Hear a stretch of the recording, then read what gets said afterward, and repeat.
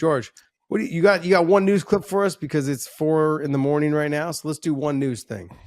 Sure, I'll just do one. You sent this a little earlier in the week. You wanted to go at Herb Dean for lying about the MMA glove conspiracy. He said he has seen MMA organizations give fighters different gloves, better gloves for fighters they want to see win. You said we have to talk about it, so I'm bringing it up. John, What? look, he said that promotions give fighters different gloves that are known for knocking people out to favor that fighter. Well, let's put it this way. Maybe true, but it's not in the UFC. No, it's not. Okay, and It's it not in could Bellator, it's not in PFL, it's not in... No, but it's in one. Just, look, again, I'm not going to sit there and say it's not true. I'm sure there's a reason if he said it. I'm going to say, if you're saying it, then why are you working for that promotion? No, let me ask you this though. What is different between boxers who can lose the gloves that they want and MMA's fighters being able to use the gloves they want? What's the difference? Well, there's a difference when it comes to the regulations.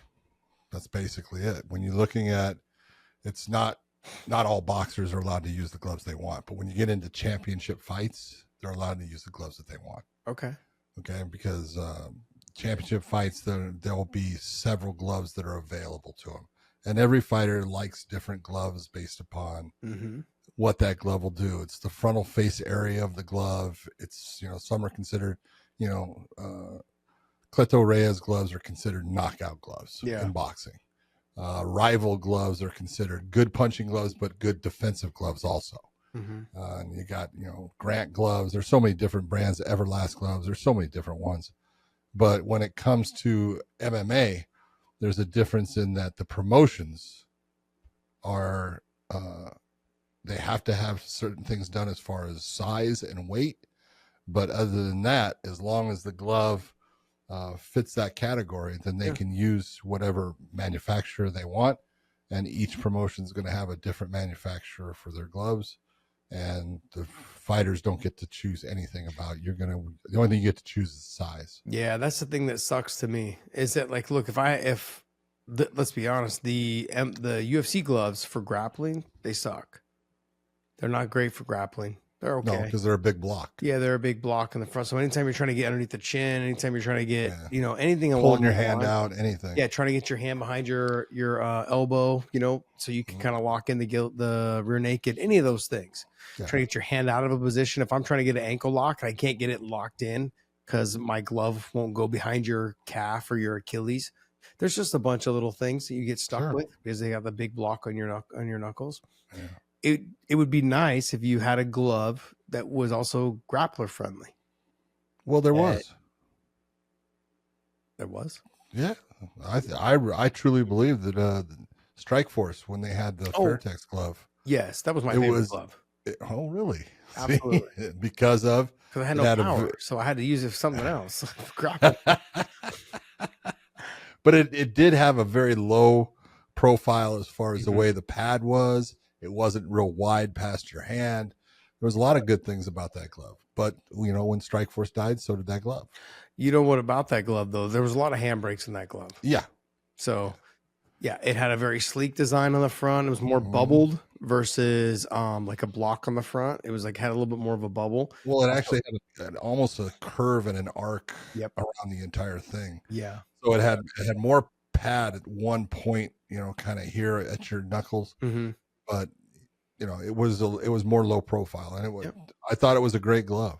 Yeah, the most people think like the Pride gloves, that they're actually beneficial to both knockouts and grappling because it has the neoprene on the thumb to help absorb the sweat, so people can't just pull and slip out of your grip.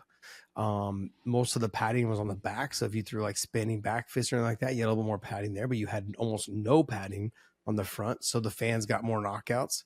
I mean, it was kind of a very liked glove across most fighters. And still the UFC, used by Ryzen? Yeah, it's used by Ryzen. Same exact glove. Used by Ryzen, used by Dream. All three of those promotions use the same glove. Yeah, I just remember the old school Everlast glove by Bellator. That was one of the gloves that I felt. Yeah, the ones that they came up with that were supposedly curved and stuff, they were actually a good glove. Yeah, they were. They were a good glove. They reminded me a little bit of the Pride glove, but it just didn't have the neoprene. It just had it, but it was curved enough and no padding, not a lot of padding in the front, more padding on the back and the nice wrist. You never got to use the Boxergenic glove, did you? The Boxergenic. Yeah, that was in the UFC before you were ever there. It was the neoprene one. Neoprene. Yeah, one. I have a pair on my wall. Yeah. Yep. No, I did like those. The only thing I didn't like about them is after you had it, because I had about 6 or 7 pair. I'm down on my last one. Stretched out. Yeah, they stretched out, and then also on top of that, sometimes guys could rip them. Oh yeah, they'd reach inside that little thumb strap that was there, and they'd rip them. Yeah, that's it. But that's why I only have 1 pair left. In terms of do promoters do that? Do what? I think in very small towns, they're like, yeah, give this fighter a glove that can benefit them because they got knockout power. That's true, but I look at it, I'm like, whatever glove you should be able to fight in any glove. And your objective is to not get hit. First off, there's truly no such thing as a knockout glove. Okay? You either got power or you don't. There you go. Like, I'm just going to tell you, because there's a reason why we have bare knuckle boxing.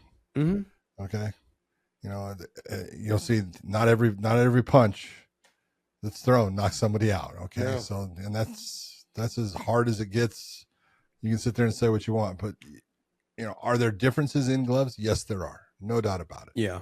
And if a promoter is giving one glove to one fighter and he's trying to give an edge, it's wrong. Just wrong.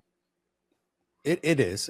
I mean, like if you have a guy who is known for having punching power and you go out there and put pillows on his hands and let the other guy have the smaller gloves, the Fairtex gloves or the Pride gloves, then, yeah, I can see that. But I don't know. You should be able to fight in every glove. And obviously the end result is you shouldn't be getting hit. Like the objective is to not get that is a good objective and hit someone back, right? Like that isn't that the point of fighting, really? And to get the win. Anyways, all right. Was there anything else, George? This episode is brought to you by BetUS. Make sure you guys YouTube 150 for the promo code. Also, Element, use the link in the descriptions down below. Any product you buy from there, they will send you a bonus package of product if you use our link down below. Element's amazing, man. I love it. And I want to say thank you, man. Thank you guys so much for continuing to support us.